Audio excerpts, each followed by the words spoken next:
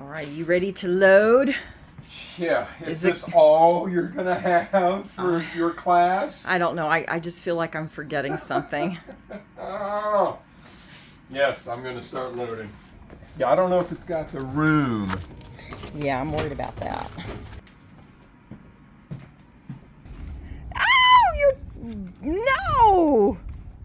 Don't bend the paper. It's precious scrapbook paper.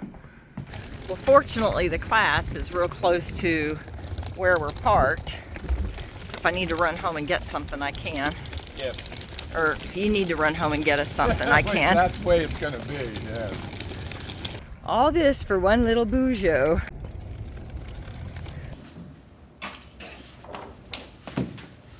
So how many of y'all scrapbook before?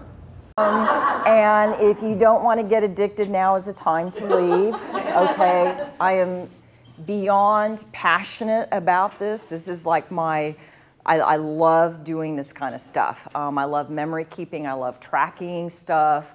I'm just standing here. Fly on the wall. Yeah, That's right. Yeah, so I can get a little excited and animated about this. So Just a little.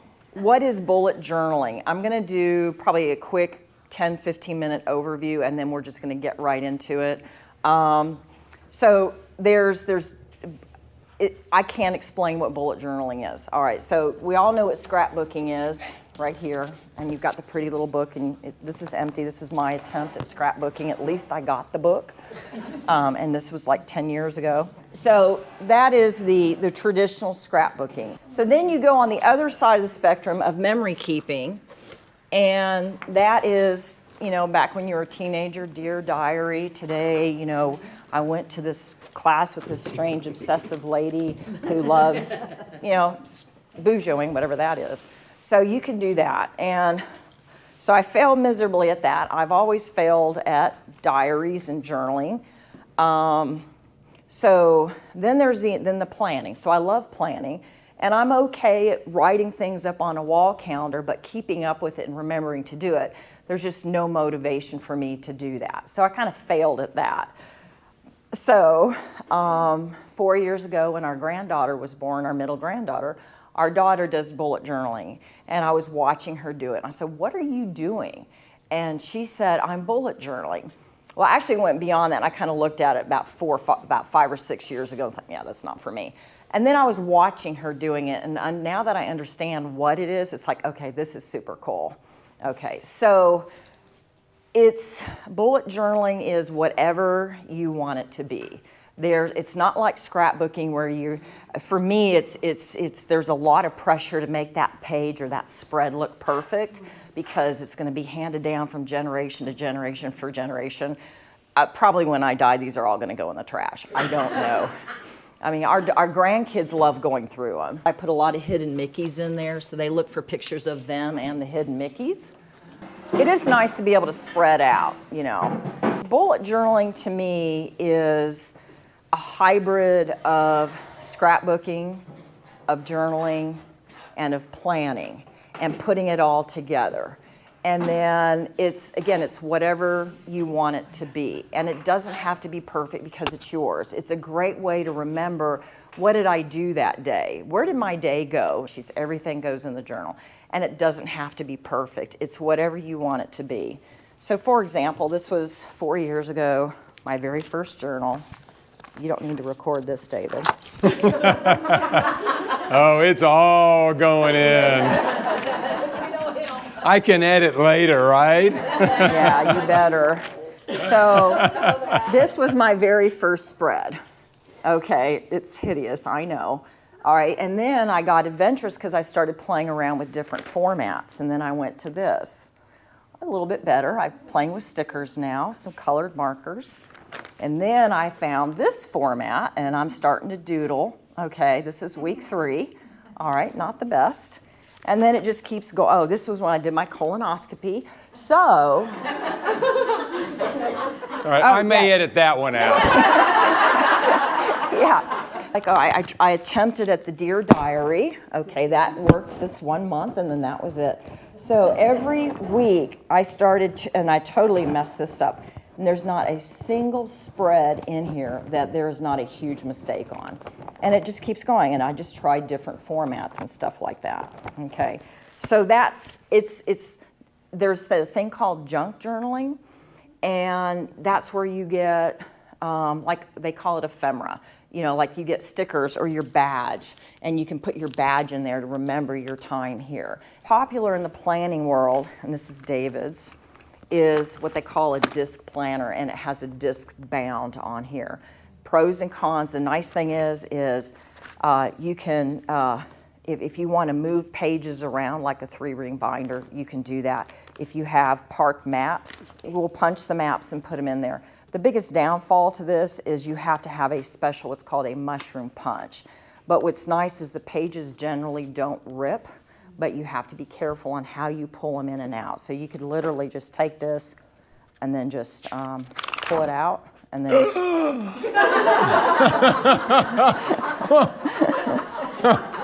And so this is not judging, but every once in a while I'll put a sticker in here. Well, did you take that page out? Okay. do I have to answer? So this is the disc. This is super, super, super popular in the decorative planning world. I personally, I don't want to impose my beliefs on you, but I don't like it for multiple reasons. One, when I'm writing in it, on this side, my hand gets in the way. It's like a spiral notebook. And then, but what's nice is you can open it up when you're on your lap and the pages won't fall out. So our daughter uses this. She absolutely loves the disc. And you can buy expander discs. The reason you want to buy expander discs is when you start adding scrapbook paper and even just stickers, it'll go, this is a brand new book, and this is what it's going to look like in the end. It's going to go 3 times, all right, because it's going to expand. And so when you have the discs, you do need to buy the expander discs. So you've got the spiral. And then you have the spiral notebook here. This happens to be my cooking thing. And it's always good to have one with a strap. But this is a spiral brown. You guys all know about spiral browns. The disadvantage to this is the flexibility of moving things from one side to another, or moving things back, moving things forward, and adding things. You can't do that with that. All right. And then the other kind, you know about scrapbooking, is a 3-ring binder, and you guys know what a 3-ring binder is. The advantage of like an 8.5 by 11 3-ring binder is most campground brochures, maps, and all that stuff is already 8.5 by 11. The punch is normal, so you can just punch it really quickly and then put it in there. You don't have to buy the special punch. The mushroom punches can get pretty expensive. I don't pay full price for anything. I get everything on clearance. So, you can find the punches. They're normally like $35. You can get them on clearance. I found one for like $12. To print pictures, you can go to Walmart and get your pictures printed, your collages. I personally use a desktop printer, and they work really well. Or you can bring a portable printer if you want. And then there's some different kinds of styles.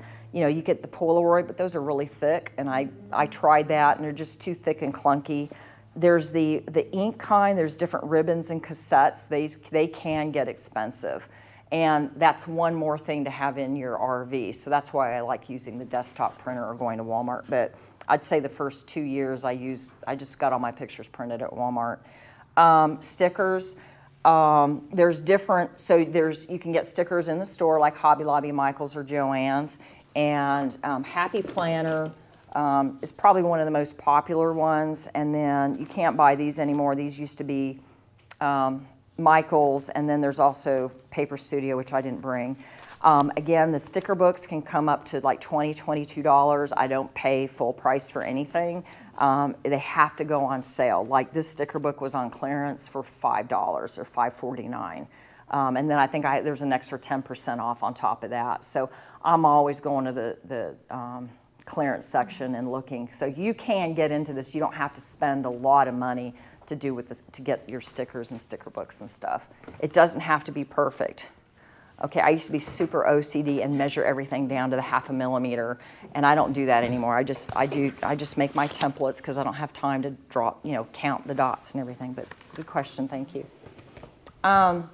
So then you could just draw everything in there, and then the materials. So obviously, I love stickers, and I love, because that's the easiest way. You just slap down a bunch of stickers and you're done, okay?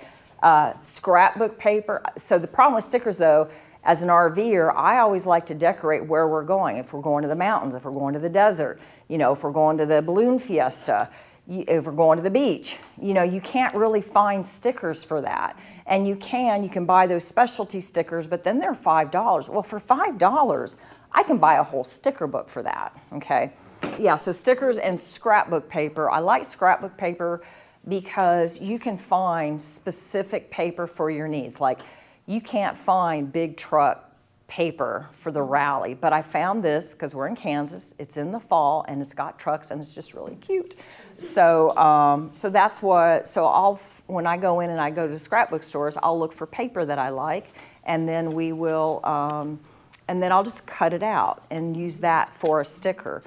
The other thing is a tape runner. It's permanent. If you go and buy tape runner, make sure it is permanent and not like reusable. When I find these books, like if you're in an area visiting, like here's the Hutch book, then there's all kinds of cool, like Get Wild, or like if we go to Alaska, well, not if, when we go to Alaska, and I'm going to save this for Alaska, and I'm just going to cut it out. And Get Creative. You can use that for today's spread. Just cut that out and then just put it on there, Get Creative. And then that way you don't have to use your own lettering if you don't like it. And so there's just all kinds of really cool, I look in here, it's like, oh my gosh, look at all this. Like Meet Our Neighbors, another really good one for the rally. So there's a lot of really good things for the rally in here. He loves Whataburger, I don't know why, but so I did a spread for him on Whataburger, okay? And every single day we went to Whataburger over 2 weeks, I took a picture of him. And then for the background, this isn't used, by the way, I went and I asked the cashier, I said, can I have just a plain Whataburger wrapper? And I just glued it on there. And then I went on and I got the Whataburger symbol, and then I put it on, actually I think I did this on Word, and I just went copy, paste, copy, paste, copy, paste, and I made this homemade washi strip and I put it around. And then when I made my collage, I used an orange background, so I didn't layer. So when you're scrapbooking and you're card making, some of these things can be like 4 and 5 layers thick. The goal is to make this as thin as possible. So I try to use as thin as materials as possible. So this is already layered, but you still kind of get the layered look. So yeah, it's not beneath me to get used placemats, or if I see something cute, I will ask for extra and take it home and I use it for a spread. So again. And that's beautiful. That's gorgeous, right? And then, so you can use different materials. You don't need stickers, you don't need Whataburger. It's really a lot. Excuse me? You did not hear that. And again, the park maps, I use those a lot. Anything you see is fair game to decorate your journal, and that's the part of the junk journaling part, and that's the creative part, and that's what makes it personal, and you personalize with it. If you mess up on a sticker, let me tell you, this is like a miracle worker. And what's really cool is if you take this and it's a leap of faith, you take this and you squirt it all over the page. It won't ruin anything. I bought a sticker, and then they put the sticker in this bag and then put this really cute sticker on top. So I tried to pull it off, and it did okay until about right here, and then the paper started separating it. So I've got this stuff, it's called Undo, and it's on David's, it's empty, so. But it's on David's, actually David created a store for me on his store, and all you do is you literally just pour this stuff on there. Okay. And then I've got this little scraper a friend of mine gave me. And then you just peel it right off. Stuff's incredible.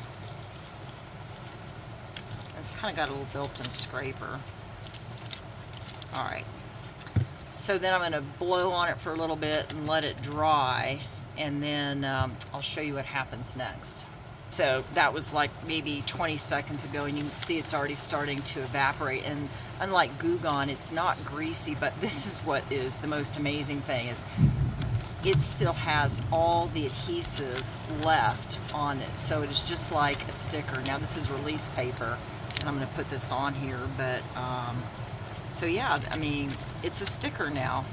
It's just the neatest thing. And oh yeah, it's called Undo.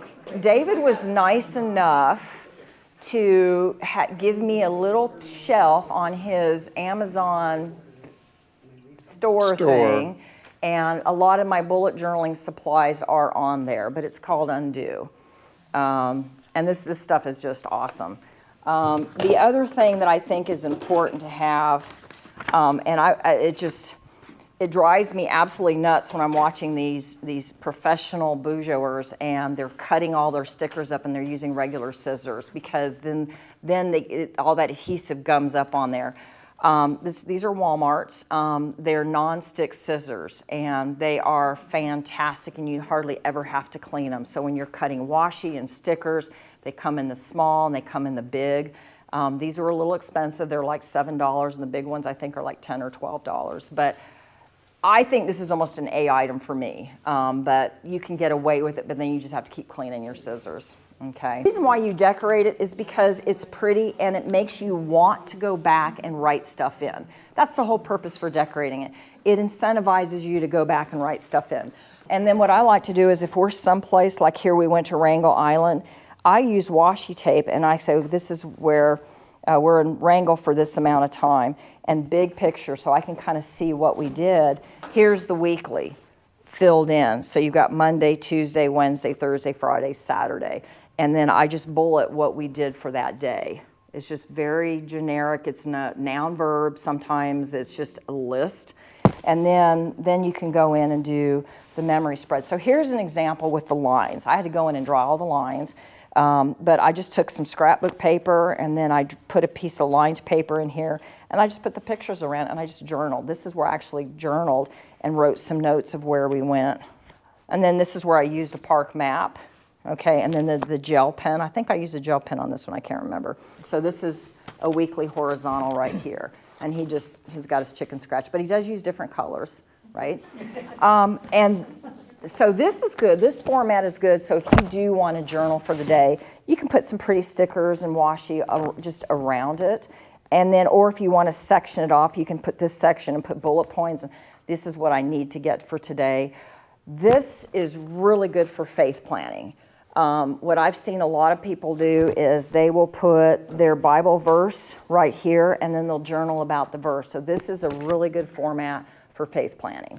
And then just for basic journaling. And then, so if I know we're not going to do anything in a week, which generally doesn't happen, this is what's called a dashboard layout, where you've got like an open box of to-dos, and then Monday, Tuesday, Wednesday, Thursday, Friday, Saturday, Sunday. And then you just kind of bulletize, but for me, that's not enough space. It's hard to decorate. But what's nice is then you can do like a little mini memory spread here and just put it here. And I didn't think we were going to do much this week. We're just going to get on a ferry and just go to some island, right? Well, then I had to write about the ferry. And then we saw the wildlife. And then I had a map. Okay, so it's like I wanted to get the map and put the pictures of the boat and where we stayed and the laundry. Oh my gosh, laundry was like $1.25 a load on the ferry. So we did a lot of laundry. And so, yeah, so it just kept expanding. And this is an example of a productivity chart that I made. So this is if I don't think we have a lot to do, I'll just kind of bullet what we did for the day. And then I'll just throw some pictures and stickers on the other side. So then I started like, okay, well, this is my planner. And then the timeline, because we spent a lot of time in the desert. And I pencil in the beginning, I'll pencil in highlights, lowlights, challenges, setbacks. These are almost all getting stuck in the sand. The vertical here. and then the map, because I love doing the map of where we've been. Whoops, again, you don't use the right kind of glue. And then this is the at a glance. So I use this a lot. I'll just pencil stuff in so when I'm ready for the next thing. And then I go right to what's called the monthly title. And I like using scrapbook paper. And then I put in my favorite pictures for that month, just to highlight. And you can journal in there and stuff, but I mean, I pretty much know what's going on. And then here's the monthly. Again, it's very functional. I write my to-dos and big important events on there. And then I go into the weekly. Second half of the week is starting for Christmas. Well, you can't put Christmas and Thanksgiving, so I'll put a half spread, memory spread in here, and then I'll flip it over, and here's the other half, same week, and then it all starts off with Christmas, Black Friday. Yeah, I use the gel pen, you know, so you can kind of play around with that. Every journal is different. There's no right or wrong way. Every single spread has a mistake in it, but no one will know but you. What I like to do is I like to lay down this paper, it's called release paper, on either side. And then you can put all your stickers and lay everything down. And if you like the way you have it, then you just pull the page off to the side and then transfer it onto your paper. And then you don't have to use undo and all that other stuff. So this book was Walmart special, and what I absolutely loved about it is it has perforated pages, so I can tear the page out and then cut a piece of scrapbook paper and splice it in. So again, I'm trying to minimize the thickness of it. They don't make this anymore, so I bought a lot. Did you have to splice in your pages? Yeah, I do. Like for example, this happened to be Glacier. And what I did is I ripped it out, and then I cut the page, and then I just put Scotch tape, little pieces of Scotch tape. Okay. Right, and here's another example where I spliced it in. Okay. Yeah, so here's an example where I haven't penned it in yet. This was a hike that we took, the hike from hell. And then I took the washi tape here, and then I put it here, and then I flip it over, and then here's the other side of the washi. So you can make the tip outs with washi or with tape. But generally when I splice, like here's where I spliced it in, I just took some Scotch tape. The only thing is you can't really write on it, so if I'm doing a monthly, I can't find one now. If I do a monthly, a lot of times what I'll do is I will not tape the side that I know I'm gonna write on. Where's October? That's a good example. So his happens to be October, and and this is where I took two pieces of scrapbook paper, this, and then I cut it and I spliced it because this was an 8.5 by 11, so I didn't have enough to cover a full page, and I spliced it.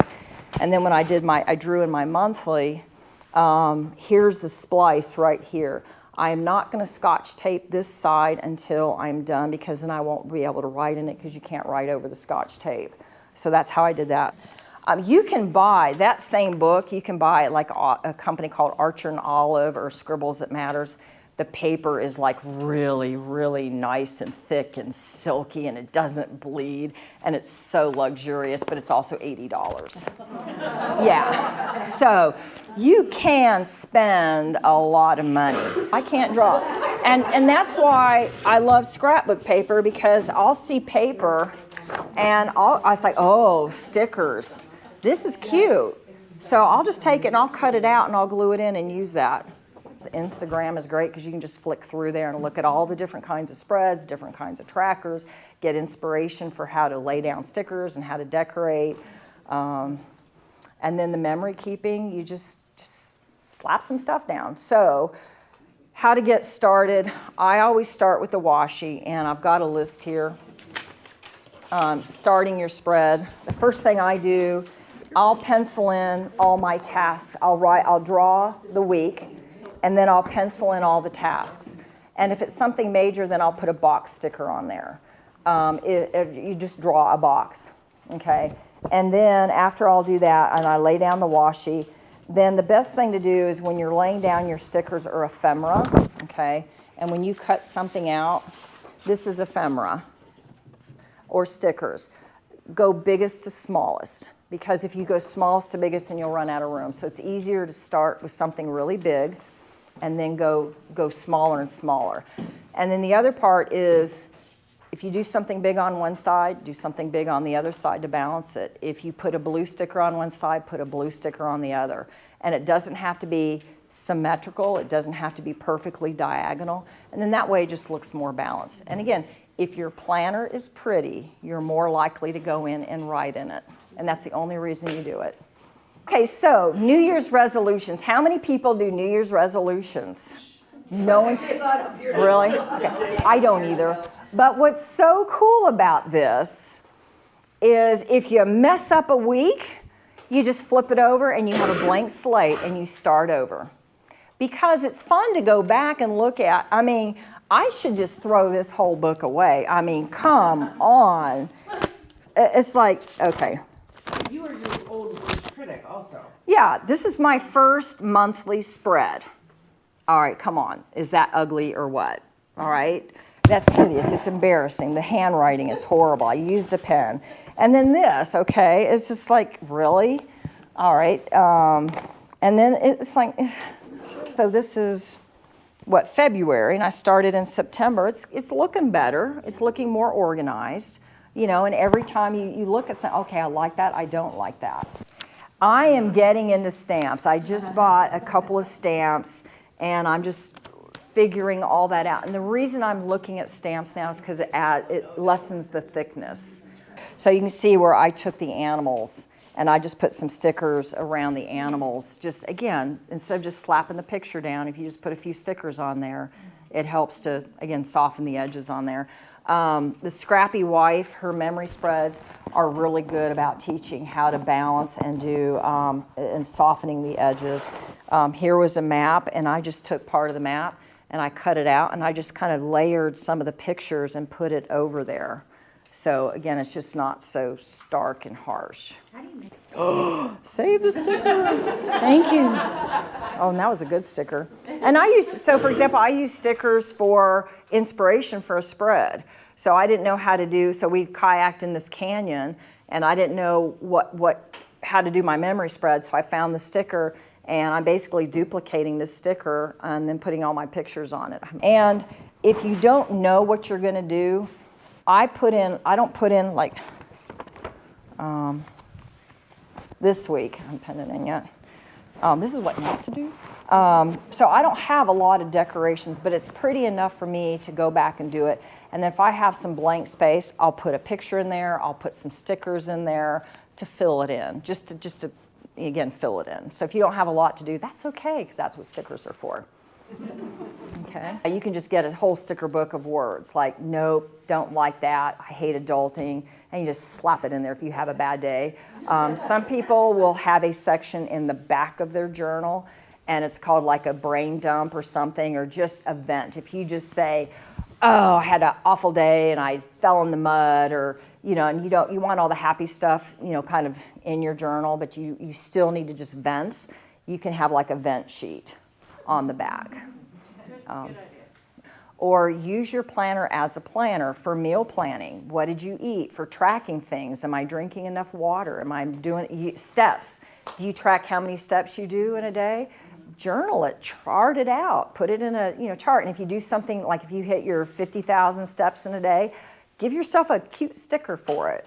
But if you hit certain, like if you say, okay, I did 30,000 steps today, just put 30K and then put a sticker of like a little shoe, or do a doodle of a shoe or something, just to go back and look at the, just, this also helps to give you a lot of introspect on what you did for the day. It's amazing all the stuff you do in a day. You know, like cleaning schedule, if you want to put your cleaning schedule down. Okay, I know Monday, Wednesday, Friday, I'm going to clean this, or I'm going to cook that, or I'm going to dedicate this day to meal prep. No two spreads are alike. You play around with what spreads you like. Class is over. I'm tired. I think it went really well. Do you think so? I think so. Yeah, I think so. We didn't do anything, though. Well, no, but you explained a lot of stuff, and people had some questions, so I think that worked out good.